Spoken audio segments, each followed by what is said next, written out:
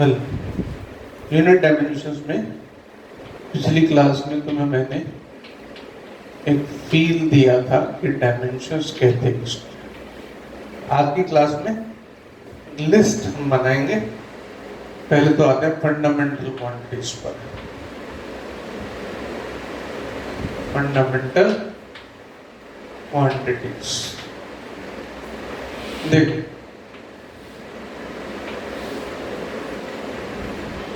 सबसे पहले मास,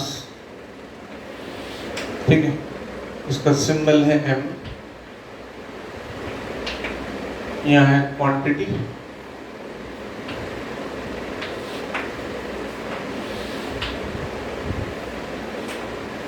first symbol, उसके बाद इसका डायमेंशनल फॉर्मूला, इसको m से डिनोट करते हैं, तुम इसको m1 L0 T0 लिख सकते, ठीक है। बाकी सब भी जीरो में आएंगे।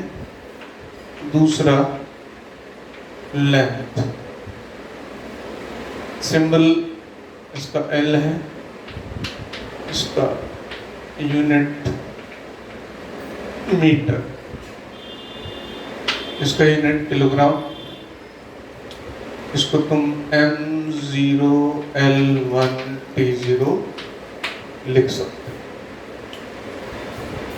जो ट्रेंड है नॉर्मल मैं वो लिख रहा हूं। मास, लेंथ, फिर आता है टाइम। टाइम को T से डिनोट करते हैं और यूनिट ऑफ कोर्स सेकंड है, M0 L0 T1। फिर इलेक्ट्रिक करंट,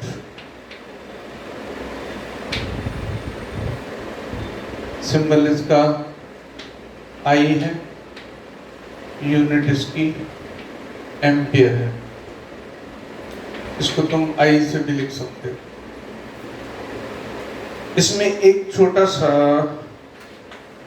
अमेंडमेंट है, करंट जो होता है वो चार्ज अपॉन टाइम होता है। एक सिस्टम मैंने बताया था MKSQ सिस्टम, उसमें फंडामेंटल Q को, चार्ज को भी ले लेते हैं, तो ये एक्सेप्टेबल है, इट वर्क्स। पांचवा टेम्परेचर, डिनोट करते हैं, सिंबल होता है T, यूनिट केल्विन, इसको K से लिखते हैं क्योंकि T ऑलरेडी टाइम के लिए आ चुका है, या कई बार कई जगह थीटा से भी डिनोट करते हैं टेम्परेचर, ठीक है। उसके बाद 6 नंबर पे आता है अमाउंट ऑफ सब्सटेंस, सिंबल है MOL और मोल एक्चुअली ये है, इसका टेम्परेचर फॉर्मूला भी MOL, M नहीं ले सकते क्योंकि पहले ले चुके हैं। और लास्ट है ल्यूमिनस इंटेंसिटी,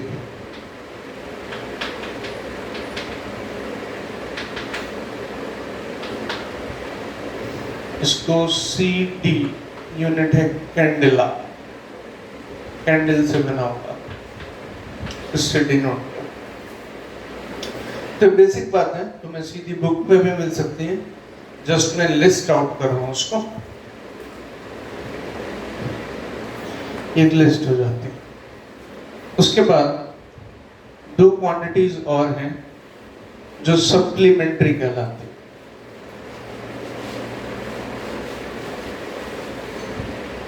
सप्लीमेंट्री क्वांटिटीज,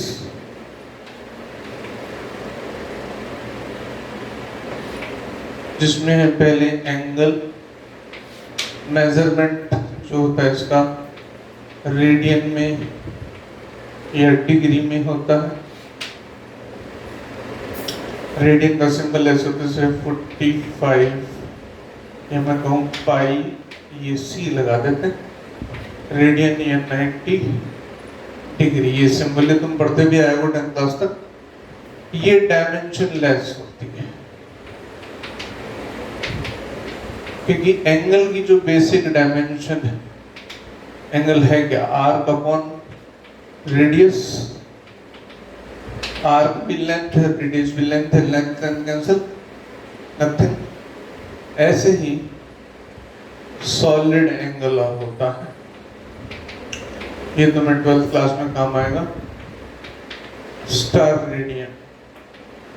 इसको इस तरह से ओम से डिनोट करते हैं, ये भी डायमेंशनलेस है, क्योंकि ये क्या होता है, एरिया अपॉन आर स्क्वायर।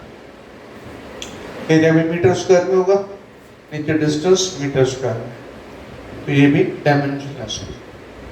अब इसके अलावा जितनी क्वांटिटीज तुम फिजिक्स में पढ़ने वाले हो वो सब डेराइव्ड में आती है। मैं डेराइव्ड को थोड़ा सा कैटेगराइज करता हूँ।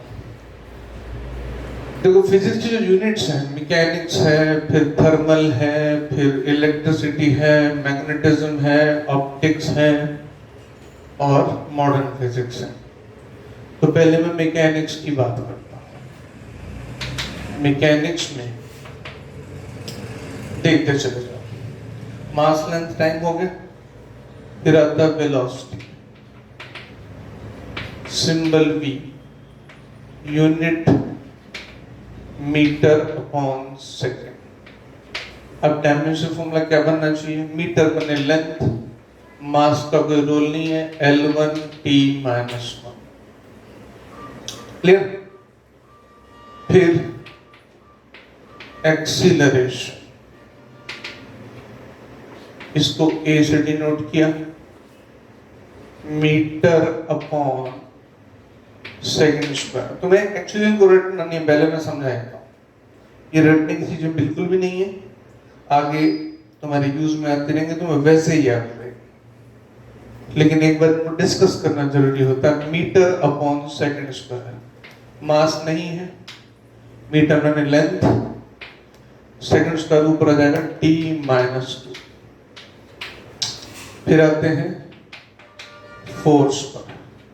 अब इसको मैं ऐसे लेता हूं, मैं फोर्स का फॉर्मूला मालूम है, F इक्वल्स टू ma, ये हो गया kilogram metre upon second square. यहाँ पे किलोग्राम मास आ गया, m1 L1 T माइनस 2। फिर आता है मोमेंटम, इसको P से डिनोट करते हैं और इसका फॉर्मूला होता है mv। अब m हो गया किलोग्राम, v हो गया मीटर अपॉन सेकेंड। क्या बना, m1 L1 T माइनस। समझ आ गई बात, स्ट्रेट फॉरवर्ड है। फिर आते हैं एनर्जी पर। अब एनर्जी का कोई फॉर्मूला उठा लो, कोई भी, mgh ले लिया मैंने, ठीक है, मास, एक्सीलरेशन और ये डिस्टेंस, किलोग्राम एक्सीलरेशन का metre upon second square, h का मीटर।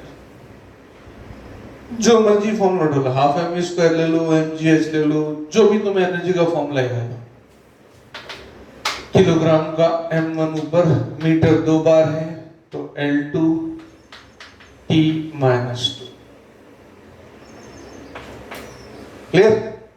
ये सीक्वेंस में चलता जा रहा हूं मैं, यहां तक तुम्हारे Newton's laws of motion, work पर एनर्जी तक के चैप्टर्स में ये क्वांटिटीज काम में आती हैं। उसके बाद रोटेशन आता है। रोटेशन में लेते हैं सबसे पहले हम moment of inertia. Moment of inertia होता है, आई से डिनोट करते हैं mr स्क्वायर इन जनरल, ठीक है, मतलब किलोग्राम, यहां लिखता हूं, kilogram into metre square. Kilogram का m1 L2 और ये हो गया T0, ठीक है। फिर आता है टॉर्क। टॉर्क जो होता है F into are.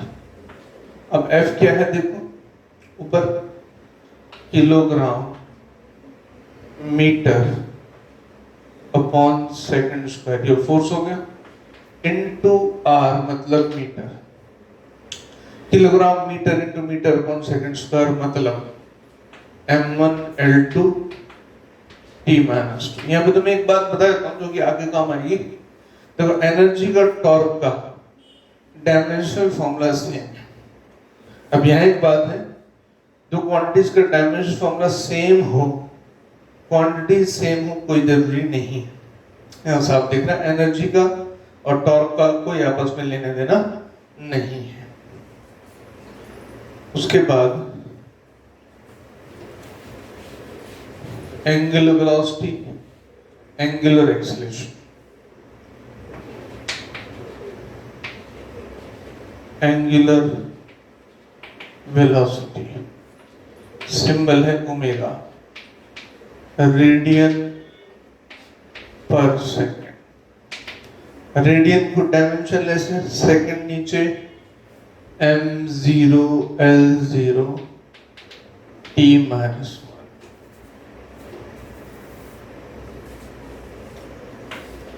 Angular acceleration alpha, ये होता है रेडियन पर सेकंड स्क्वायर। अगेन रेडियन की कोई डायमेंशन नहीं, नीचे टाइम की है m0L0 T-2। Angular momentum, angular momentum, इसको L से डिनोट करते हैं, mvr। अब m हो गया किलोग्राम, v हो गया मीटर अपॉन सेकंड और r फिर से मीटर हो गया। अब तुम देखोगे इसका एनर्जी का टॉर्क का सेम आ गया, किलोग्राम मीटर पर second into metre, m1L2 T-1। Same हुआ क्या? नहीं, -1 है वहां -2 होता है। ठीक है, don't get confuse. Dimension formula physical quantity को डिटरमाइन नहीं करता है, उल्टा चल, फिजिकल क्वांटिटी का डायमेंशन फॉर्मूला हो सकता है और कोई दो या दो से ज्यादा फिजिकल क्वांटिटीज के डायमेंशन फॉर्मूलाज सेम हो सकते हैं।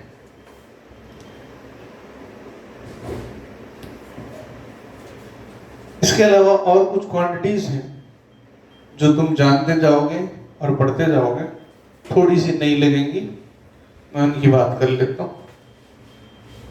देखो, जैसे स्ट्रेस, स्ट्रेस होता है फोर्स अपॉन एरिया।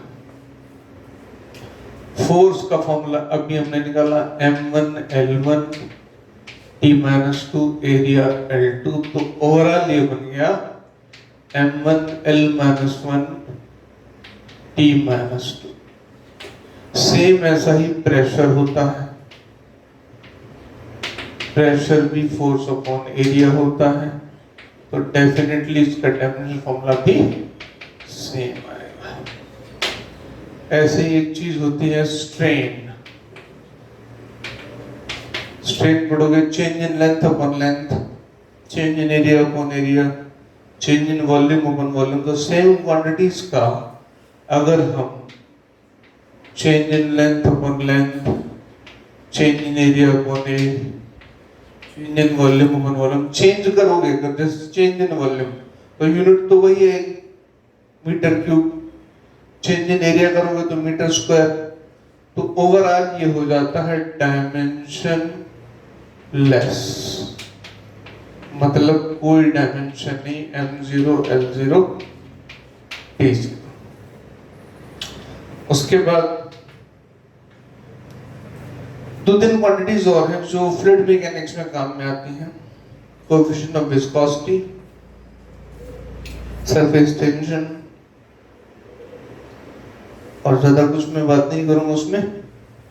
जैसे तुमने शायद ये फॉर्मूला पढ़ा हो, कोएफिशिएंट ऑफ विस्कोसिटी, सिंबल है ये बड़ा सा एन, इसको ईटा बोलते हैं, ग्रीक लेटर है। हमारा पास एक फॉर्मूला है F equal to 6 pi eta R we.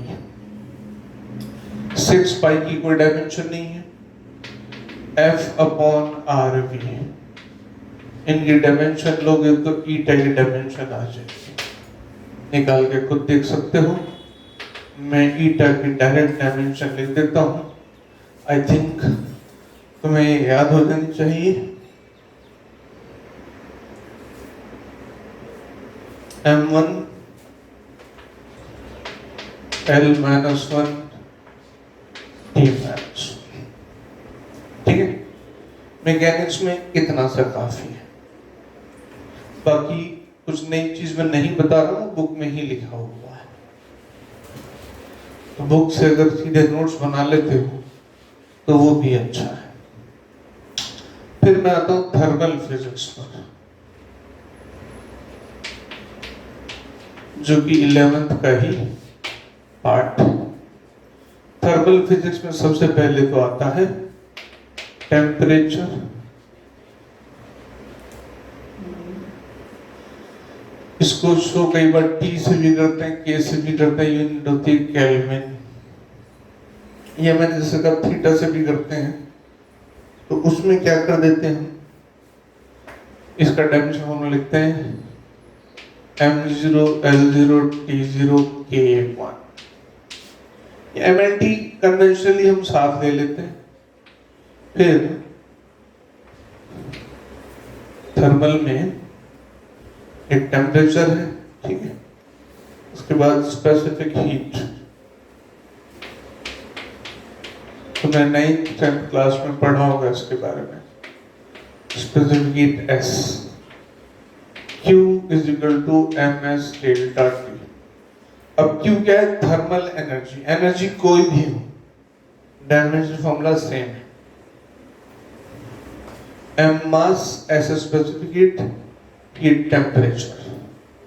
अब इसको ऐसे लिखते हैं, ये क्या बना, ये है एनर्जी, ये है मास, और ये S जिसका हमको फॉर्मूला निकालना है, और ये है टेम्परेचर।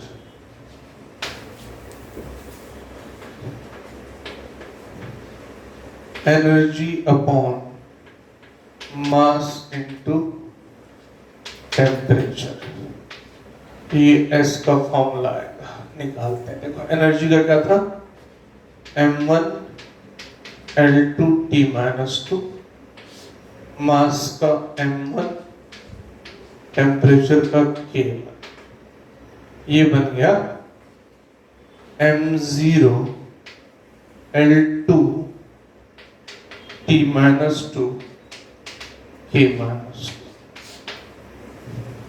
यहाँ पे तुम्हें याद नहीं करवा रहा हूँ, यहाँ पे बता रहा हूँ कि हम निकालते कैसे। कुछ याद रह जाए तो बहुत अच्छी बात है, न याद रहे तो फॉर्मूला देख के हम फाइंड आउट कर सकते हैं।